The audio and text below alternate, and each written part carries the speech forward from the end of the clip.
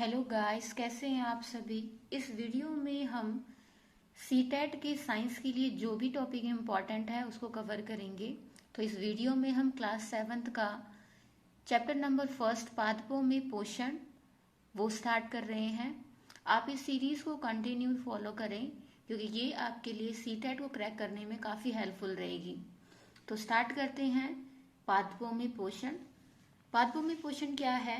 आपको पता है पादपों में पोषण मतलब पादप किस तरीके से भोजन को ग्रहण करते हैं, उसके बारे में हम सीखेंगे इस चैप्टर में। तो स्टार्ट करते हैं। कार्बोहाइड्रेट, प्रोटीन, वसा, विटामिन एवं खनिज भोजन के घटक हैं। भोजन के ये घटक हमारे शरीर के लिए आवश्यक हैं तथा इन्हें पोषक कहते हैं। तो देखिए, आप सभी को पता है हम भोजन ग्रहण क्यों करते हैं। हम भोजन ग्रहण इसलिए करते हैं ताकि हमारे जो भी हम काम करते हैं उसके लिए हमें ऊर्जा मिल सके।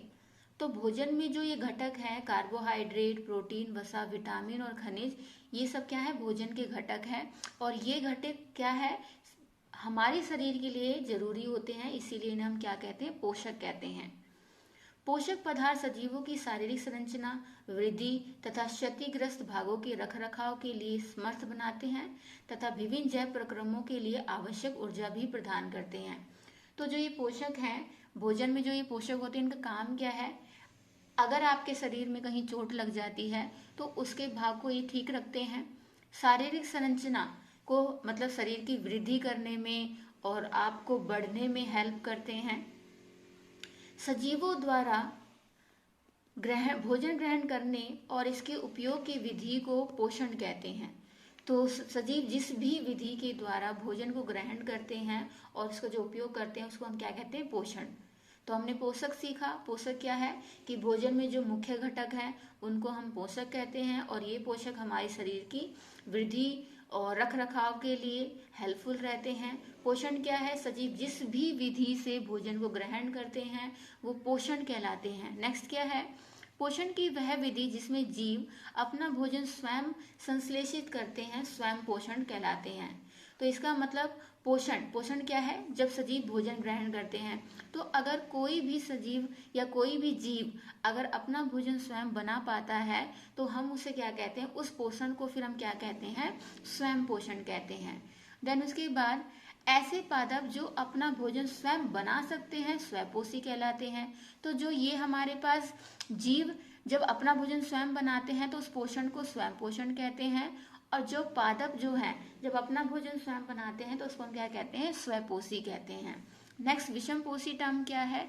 विषमपोषी है जंतु और अधिकतर अन्य जीव पादपों द्वारा संश्लेषित भोजन ग्रहण करते हैं, उन्हें विषमपोषी कहते हैं। हमें पता है कि सभी जीव अपना भोजन स्वयं नहीं बना पाते, पादप ही हैं जो अपना भोजन स्वयं बना पाते हैं।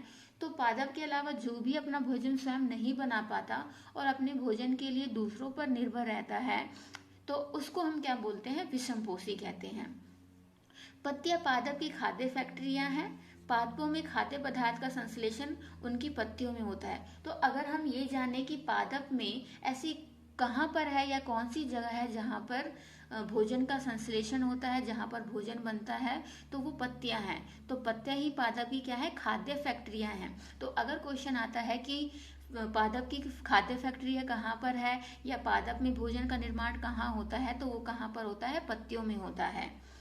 देन उसके बाद पत्ती की सतह पर उपस्थित सूक्ष्म रंध्रों द्वारा वायु में उपस्थित कार्बन डाइऑक्साइड प्रवेश करती है और ऐसे छिद्रों को हम रंध्र कहते हैं।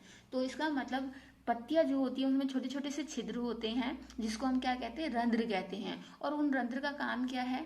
वो रंध्र वायु में से क्या करती है? कार्बन डाइऑक्साइड को लेती है और फिर वो कहाँ का प्रवेश करती है? पत्तियों में। तो इसका मतलब जो पादप में छोटे छोटे से छिद्र होते हैं उनका काम क्या है? वायु में से कार्बन डाइऑक्साइड को लेना। क्योंकि आप जानते हैं कि प्रकाश संश्लेषण जो होता है वो किसकी उपस्थिति में होता है? वो उसके लिए कार्बन डाइऑक्साइड भी चाहिए होता है, जल भी चाहिए होता है, खनिज भी चाहिए होता है।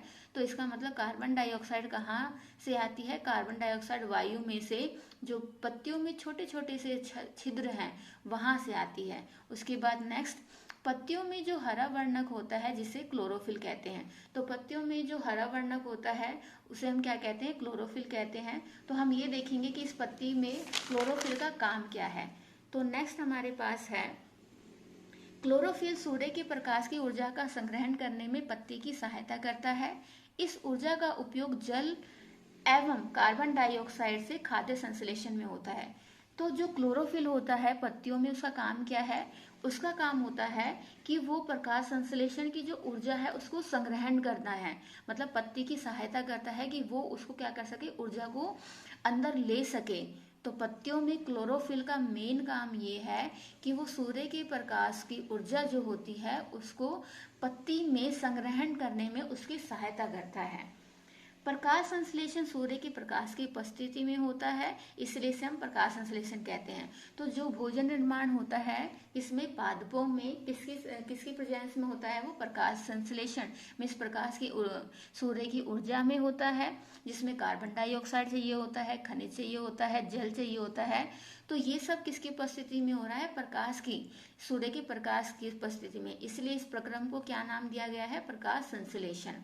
तो हम ऐसे भी कह सकते हैं कि कार्बन डाइऑक्साइड प्लस जल की उपस्थिति में सूर्य का प्रकाश और क्लोरोफिल है पत्तियों में, उससे हमें क्या मिलता है?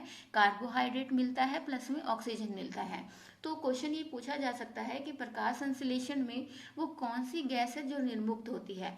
तो प्रकाश संश्लेषण में कौन सी गैस निर्मुक्त होती है? ऑक्सीजन गैस निर्मुक्त होती है। देन उसके बाद प्रकाश संश्लेषण में ऑक्सीजन निर्मुक्त होती है, कार्बोहाइड्रेट अंततः मंड स्टार्च में परिवर्तित हो जाते हैं। पत्ती में स्टार्च की उपस्थिति प्रकाश संश्लेषण प्रक्रम को संपन्न होना दर्शाती है।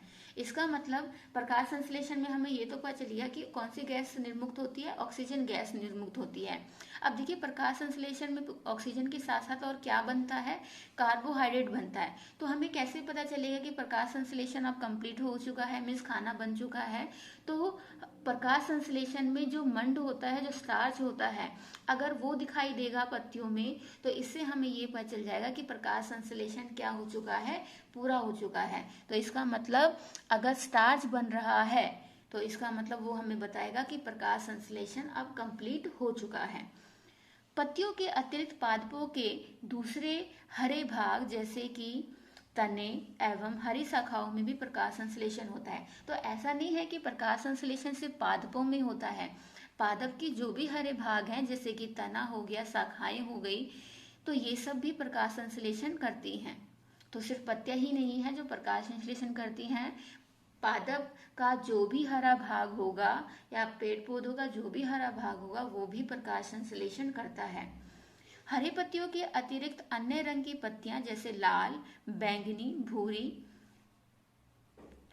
रंग की पत्तियां भी उपस्थित क्लोरोफिल होता है, परंतु इन पत्तियों में उपस्थित लाल, भूरे और अन्य रंग की क्लोरोफिल के हरे रंग को ढक लेती हैं। देखिए ऐसा नहीं है कि जो भी चीज हमें हरी दिखाई दे रही है पादपों में सिर्फ उन्हीं में ही प्रकाश संश्लेषण होगा। प्रकाश संश्लेषण जो हरे रंग के, भूरे रंग के और बैंगनी रंग की जो पत्तियां होती हैं उनमें भी होता है।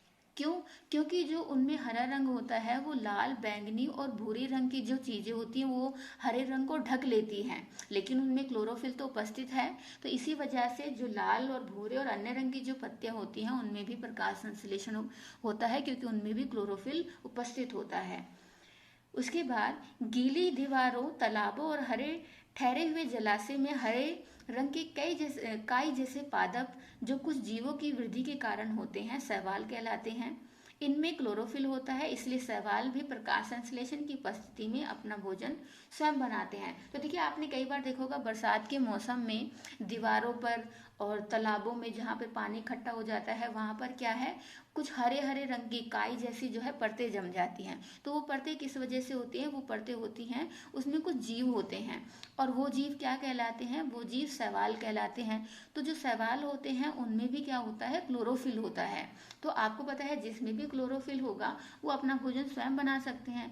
तो शैवाल जो है ऐसे जीव हैं जिनमें क्लोरोफिल पाया जाता है, और ये अपना भोजन क्या है? प्रकाश संश्लेषण की मतलब प्रकाश की उपस्थिति में स्वयं अपना भोजन बना सकते हैं। तो सीटेट लास्ट टाइम ये क्वेश्चन आया भी था कि शैवाल जो है क्या वो अपना भोजन स्वयं बना सकता है या नहीं? यस, शैवाल अपना भोजन स्वयं बना सकता है। क्यों? क्योंकि शैवाल में भी क्लोरोफिल होता है।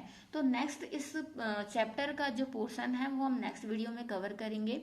इस सीरीज को आप कंटिन्यू देखें क्योंकि ये आपके लिए काफी हेल्पफुल रहेगी।